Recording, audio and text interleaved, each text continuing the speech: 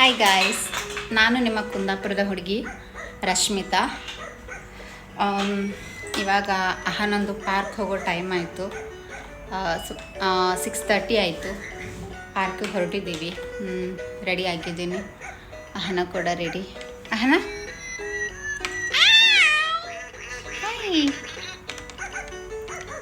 ದಿನ 6:30 to 8 o'clock ಅವಳಿಗೆ ಪಾರ್ಕಿಗೆ ಕರ್ಕೊಂಡು ಹೋಗಬೇಕು.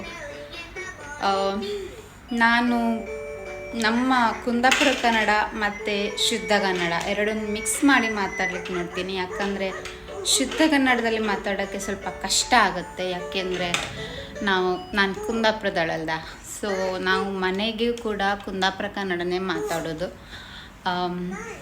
ಸ್ವಲ್ಪ ಅಡ್ಜಸ್ಟ್ ಮಾಡ್ಕೊಳ್ಳಿ.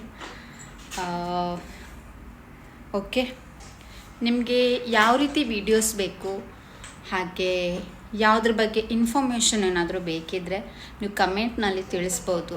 ನಾನು ನನಗೆ ಗೊತ್ತಿರುವಷ್ಟು ವಿಷಯನ ನಿಮ್ಮ ಜೊತೆ ಶೇರ್ ಮಾಡ್ತೀನಿ.